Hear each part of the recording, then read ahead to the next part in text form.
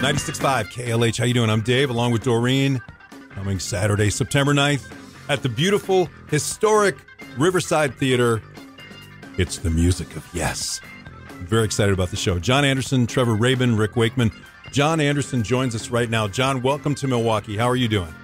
I'm fine. How you doing over there, Milwaukee? Doreen just asked me a question as we were getting you on the phone. How do you feel about being called a progressive rock band? Is that the way you would describe Yes? Rock and Roll Hall of Famers, Yes? Well, obviously, people want to put you in a box, and this is jazz, this is rock, this is progressive rock, this is futuristic rock, this is Yes. Because yes music actually covers a lot of areas of music, from folk music to jazz fusion, orchestral. Mm-hmm. So we're sort of out there by ourselves in a musical sense. You really are, yeah. And you know who else is out there by himself? Rick Wakeman. That might be one of the funniest speeches I've ever heard at the Rock and Roll Hall of Fame. That was hilarious. He's brilliant. He does it all the time, though. Does he? I was going to ask you that. Is that just the way he is? It's totally the way he is. And the funny thing is that Trevor is very John Cleese. And It's like being on a Monty Python sketch every day, every show, everything we do is so damn silly. Well, speaking of the Rock and Roll Hall of Fame induction, how was that? Just standing up there on stage and getting that award?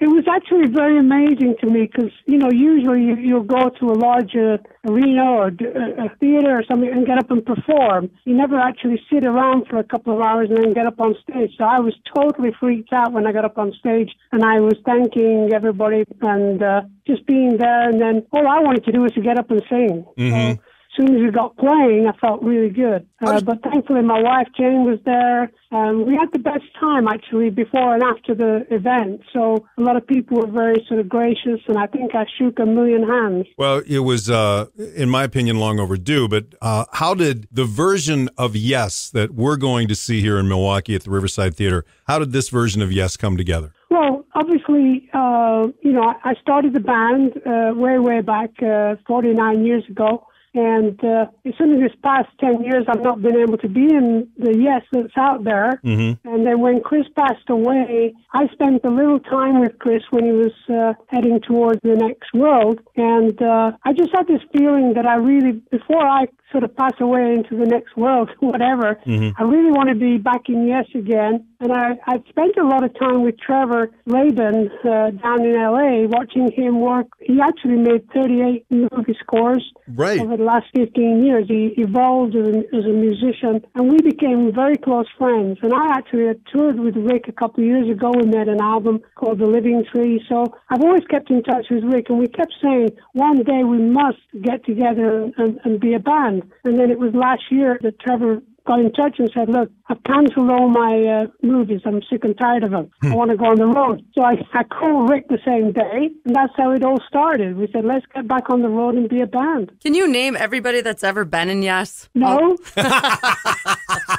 It's so bizarre because we were at the Hall of Fame in the hotel, and the other band was there, and I said hi to Steve 2 or 3 times, and he was always saying, hi, John, and then sort of run away.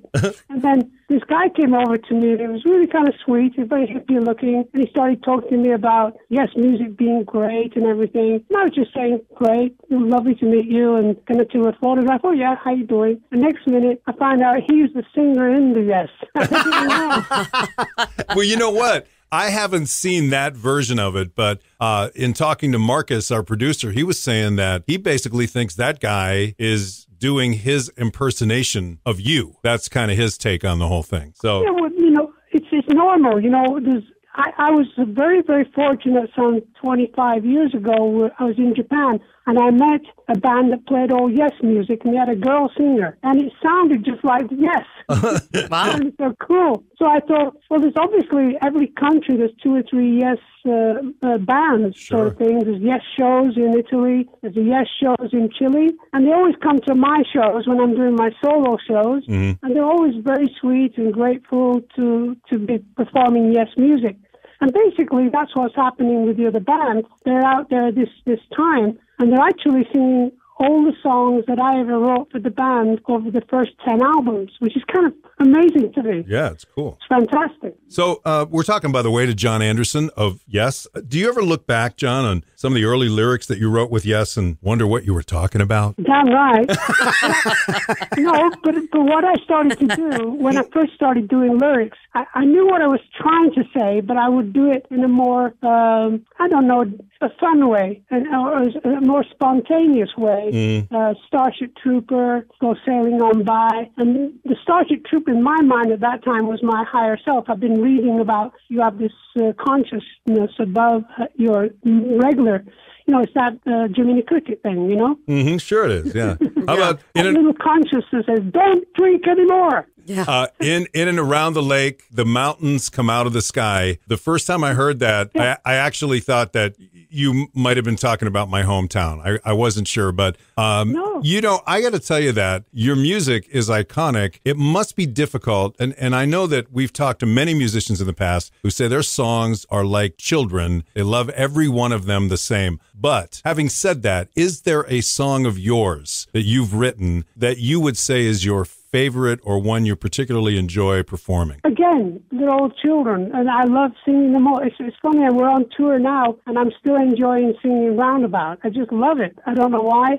Owner of a Lonely Heart, of course. These are famous songs, but then you get into songs like South Side of the Sky, which is what we're going to be doing next tour in a couple of weeks, which we haven't done for many, many years. And I started singing it last week, and I just love the whole idea of the song and the middle section. And when I look back about Yes Music, we always made it music for stage and presentation, performing to an audience. We never really thought we're going to make a hit record. No, we make music for the audience, and that still is the same energy that I feel on stage when I sing Heart of the Sunrise. It's another song we do on this tour. Wow, that's just fantastic. Well, with everything that you do with touring and writing still, do you still paint? Do you find time to paint? Yeah, I've been painting some shirts at the moment, and I just love painting. It's part of my natural feeling of relaxation, sort of meditation. I've got about 20 pieces of art in the back here of my studio that I still got to finish, Mm-hmm. But I like doing stuff and then leaving it for a couple of months, going back to it and doing it that way. But I just love art on every kind of level. Well, we certainly appreciate the art that you've created over the years, and we've been enjoying, and we're looking forward to the show, Riverside Theater, September 9th, which is a Saturday. John, along with Trevor Rabin and Rick Wakeman and the rest of Yes. John, thank you so much for your time. Thank you, you wonderful people there. Thank you very much.